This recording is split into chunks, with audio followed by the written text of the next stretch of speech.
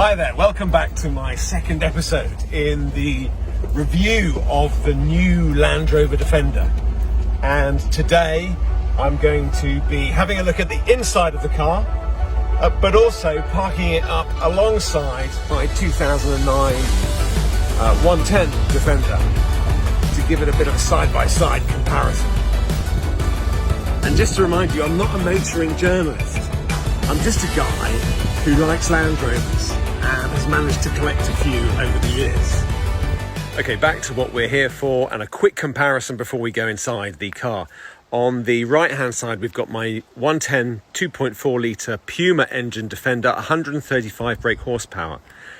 The new Defender P300 is so called because it has 300 brake horsepower. And that is pretty awesome from a 2 litre engine. So I'm sat in the back of the new Defender, and it's not an uncomfortable place to be. The materials that they've used, it's a bit like sort of neoprene maybe. Very tactile. Nice grab handle here. A bit wobbly. We've got a window which I imagine goes all the way down with this smaller static quarter light, I suppose you would say, at the back. Plenty of storage, air conditioning, lots of legroom. Impressed with the legroom because the seats are back in the front seats are all the way back. I think those are designed so you've got a hook on there as well. Grab handles up here. In the back we've got the Alpine windows, and you can see again the same way that the doors are a lot thicker. You've got quite a lot of thickness. Not sure how much light. We've got some light coming through. I'm not sure how much difference they actually make. It's more of a design feature probably. Rear window is quite rounded actually, look at that. Again, I suppose that's because of the width of the pillars and the monocoque design of the body. But I must say, when you're inside the car, because of its design, you don't really notice the square thing from the inside. Now, I did take the mickey out of this when I first saw the designs. It takes its inspiration from the new Defender, as you can see, but it's not harnessed by it. But do you know what? Without anything else on here, it does break up this big, long, black oblong. I can see that it's not actually obscuring anything. If anything, it's disguising the large internal pillars. Don't need one on an old Defender. And you know what? I wasn't sure about those in pictures in the press, but they're not bad in real life. Yes, you've got the hip design followed through as a design feature, but they're not offensive. And you've still got the slab rear end. Which brings me on to my least favourite bit of the car, the filler cover. I mean, look at the size of it. It's like one of those swimming paddles I had as a teenager. It's just crazy big. And it's a fairly horrible plasticky piece. Not quite sure why it's so big. Back seats are in a classic 1/3, 2/3 configuration, and you can fold those down. It doesn't look like they go completely flat, but they certainly make for a bigger space in here. Cup holder in the back. And the seat belts either side of the rear door show that this one's got a third row under the boot there.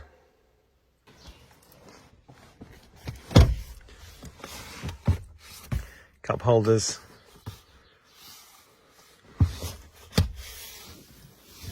I do like the finish. I do like it. Some saddle tan leather would be good. I don't think that's an option. If you don't want the drinks holders, there's this rubber cap which you can put on top. And under the armrest, you've got a refrigerated cubby here, and contactless charger for your smartphone. Cubby switches on like that. Should have really put my can of drink in there. Now, people have complained about the plastic trim. To be honest, do you know what? It's no less sturdy than the air filter trim on the old Defender. And as for the plastic checker plate, I know it's a design cue. You certainly wouldn't want to stand on it. But would you want to stand on the bonnet of the car anyway? It's all slippery and slidey, you probably couldn't get up there. There's no bumper at the front to stand on. As you walk around the car, you see a lot of these little cameras everywhere. This is how they do the 3D imagery. You can see under the wing mirror there's another camera. This bit of trim here is just for show. I mean, I think it's just to follow the line along and break out the expanse of that. And the badge on the front is actually quite big, bigger than the original badge. And if we look up under the wheel arches, you'll see that this is a brand new car. No dirt under there at all. It's got the preformed wheel arch system that a lot of modern cars have. No doubt very light. Probably all you need, really, for school car parks.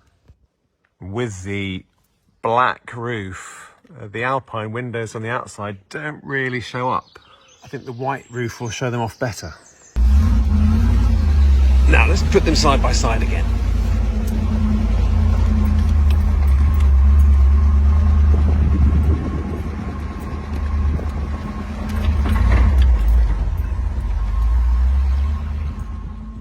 I was asked to park them next to each other because I was told there's not many pictures of the old one and the new one together.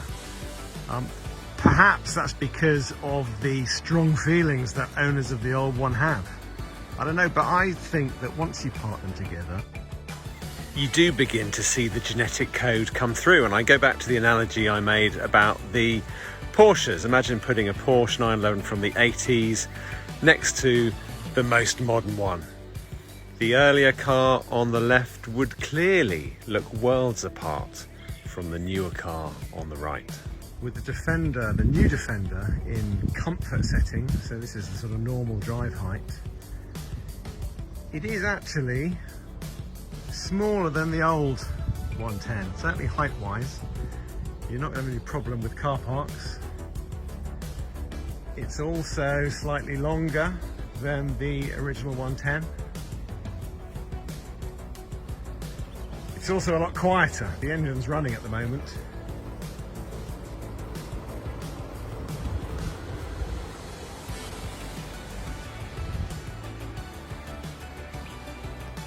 I think they're both undeniably handsome in their own way. I mean, there's not another 4x4, modern 4x4 on the road quite like the new Defender, I don't think, anyway. You know, a lot of people joke about it looking like a Nissan Cube or various other things, but it is its own car. And again, I'm not just saying that. I've now had a chance to have a good look round it, to drive it, to park it next to the old one, and I would have one. I've still got a deposit on one. It definitely needs some better rubber on those wheels though.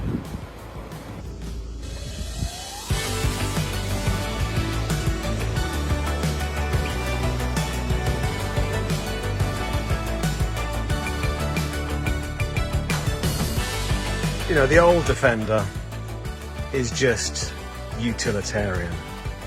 Huge, vast space inside there, but the panels are a couple of millimeters thick inside the rear of the new one. It's certainly got a lot of space. 1,000 litres with the seats up. But yeah, you get the thickness down to modern safety standards. You've got to remember it's a modern car. At least to be easy to remove the panels. There's no Christmas tree fastenings here like in the old one.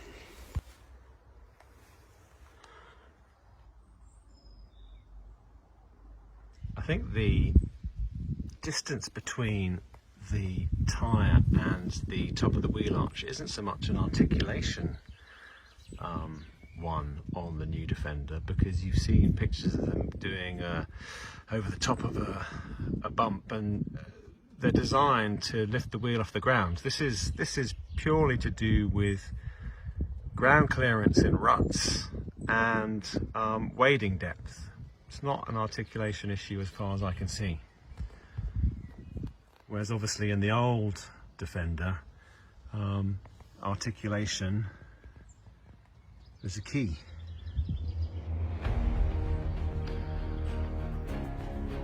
But let me be clear, if I was thinking about getting a new Defender, I certainly wouldn't be getting rid of either of my existing original ones.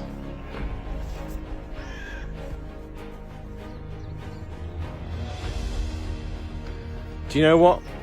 Parked up the three of them, I really quite like the look of the new one.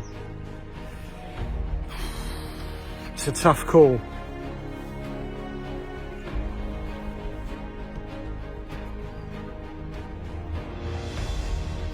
What do you think?